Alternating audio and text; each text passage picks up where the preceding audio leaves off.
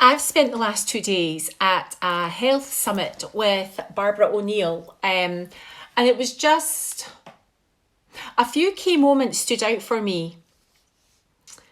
The one thing that she opened up with was a conversation around when it comes to our health that we either live in fear or faith. So I talk about this all the time when it comes to your mind, that we talk and we live and we embody fear or we embody faith.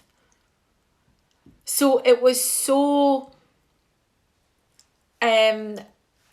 amazing. It was so, I think I was shocked, to be fair, when that was her opening conversation. That we either live in, and when it comes to our health, we live in fear, and that comes from different sources, or we live in faith. And it's exactly the same when it comes to our minds. But here's what I want to talk to you about today. So many people want change. I know you do, because I was that person.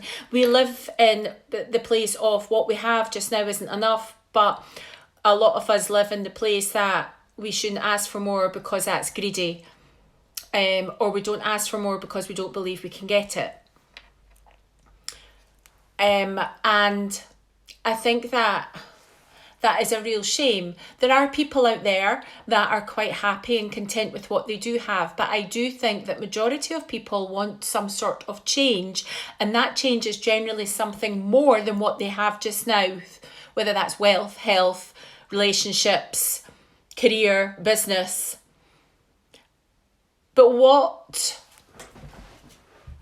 and I guess I was linking this back to the summit with Barbara O'Neill. What I was thinking about was how, we want change. And then yesterday, I got to a point, it was later in the afternoon, I was kind of going off into my own little world thinking, what am I going to change then? What am I going to change?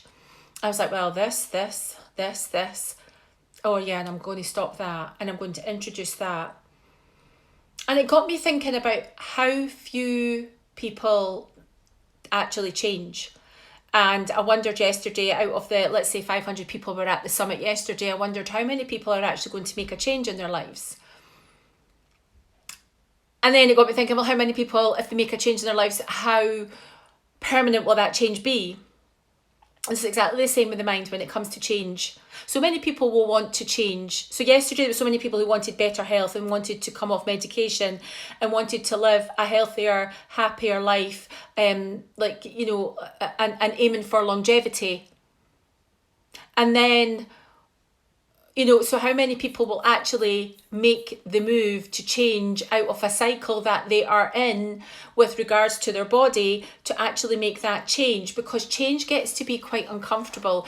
And I think this is why a lot of people don't change, because it is actually quite an uncomfortable thing to do. And it's exactly the same in the mind. I have had a number of people over the years reach out to me and say, Suze, I would love to work with you. I really want to change, blah, blah, blah. And I'm like, great. And the moment that I start to say, well, we need to look at you, we need to look at this, we need to look at that, we need to do that, they all, that's when all the trauma that they've had starts to come out, and how they've done this before and it's not worked, and how they've done that before and it hasn't worked, and how they have managed to just get themselves into this current state. And the more that I'm like, yes, and we need to change that and release that energy, and we need to understand more about that. Let's change your perception about that. Let's look at where you want to go.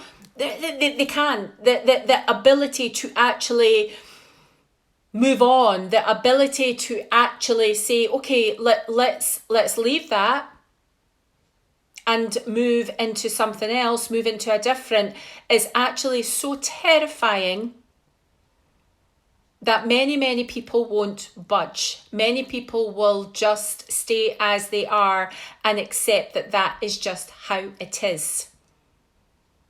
And that it's I want to share this with many people that change is not necessarily, change is hard to begin with, because if it's something that you've not done and you've not done it on a big scale, will be hard, because you're going to have different feelings, different thoughts. You're going to get pushed outside a barrier that you want to push because you want change.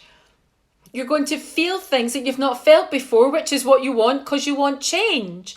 You're going to experience people reacting to you differently, which is change.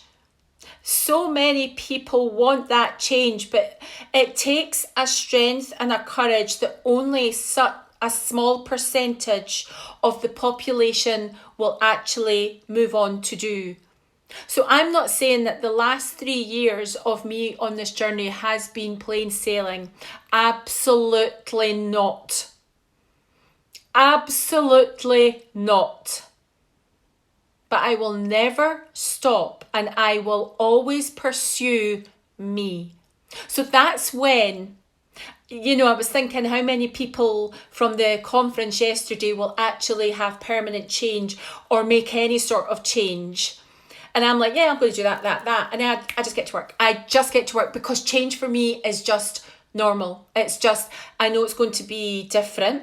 I know I'm going to have feelings and emotions. And I'm going to go, I'm going to go into my lack. I'm going to go into my victim and go, poor me, I can't have coffee anymore. Poor me, I can't do this. But the way that I perceive it is so different now. So different. Change for me is something that it's just normal. It's like having a cup of coffee. It's like drinking water. If I have drank all of this, I will go and get more. If I have drank all of my herbal tea and I want more, I'll go and get more. That's what change is like for me. Because if I'm bored and I'm like, right, I'm feeling a bit bored. Sometimes it's unconscious. That's when I start making really big, silly decisions. And I'm like, what are you doing? Change is something that it should be part of our evolution. It should be part of our everyday occurrence to do something that is worthy of